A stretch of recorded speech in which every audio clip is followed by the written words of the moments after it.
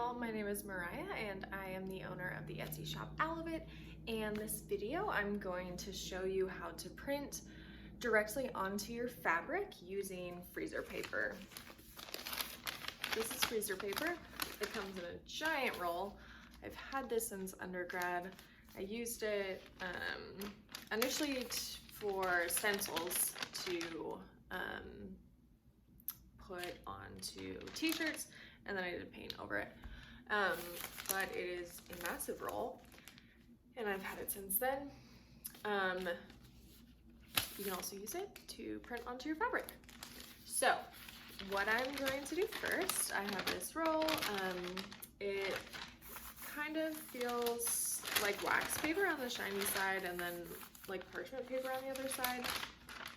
I don't know what the actual use is. I think people wrap like meat up and put it in the freezer. I don't actually know. So let's see if I can tilt this down a little bit. This is a very awkward view. Okay, so you can see this a little bit. But I have this paper. This is normal computer paper. So I'm going to cut this freezer paper so that it is the width of a piece of computer paper. Okay, so now I have this freezer paper. It is the size of a piece of printer paper. And now what I need is some fabric. Okay, so if you've watched my other videos, you know that I like to use linen fabric for embroidery. So what I'm gonna do is I'm just going to lay this fabric down on my ironing mat. And then this is the freezer paper that I already cut out. So you're gonna take the shiny side and put the shiny side down. I'm just gonna go ahead and iron it, and then I will cut it out with the paper as a guide to make sure that there are less edges that could potentially be frayed. So, have my iron. I turn the steam setting on because you're mostly just using it for the heat. So then you'll gently iron over the paper. You wanna make sure that one, that the shiny side is down, because that's the part that will stick to the fabric. You also want to make sure that it's really good and attached, especially around the edges, because if it's not, it will start to come apart when it's going through your printer, and that will make it get jammed. So now that I have this attached on here, it's good and solid. Maybe I'll do a little more at this edge. Don't want it to get frayed, come apart in the printer. Okay, so now I'm gonna use my shears and trim around the paper, making sure to keep the edges clean, because again, you don't want any threads that could make it get jammed in the printer. But not cutting the paper, because these are my fabric shears. You could also use a rotary cutter if you wanted it to be easier, but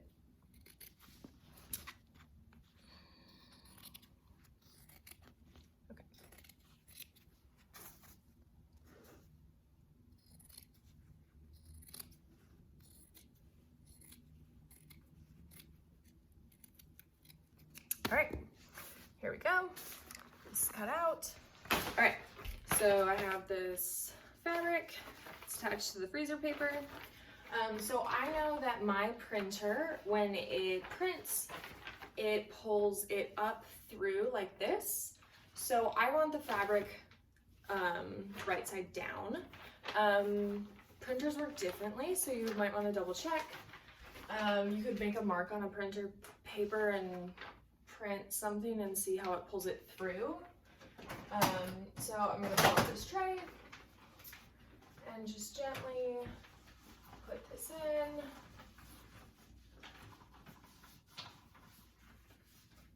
All right. Okay. All right, it's there.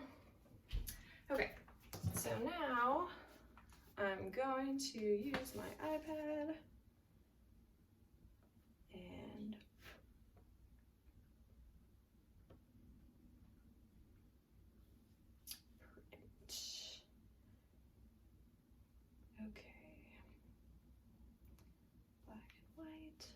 right, so now I'm going to print.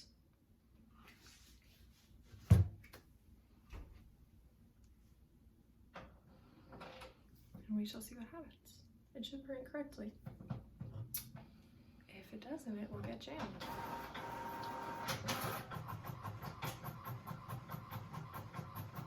Wow, that's coming through fast.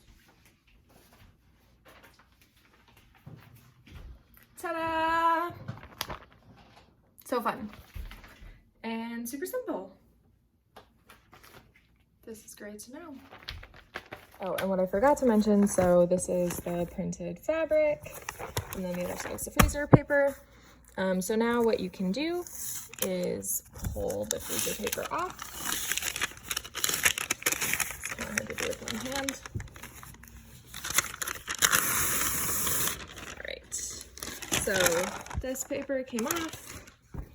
This is the back of the fabric. It doesn't leave any residue at all, which is super great. And then flip it over, and here's my printed design. So now it is ready to stitch.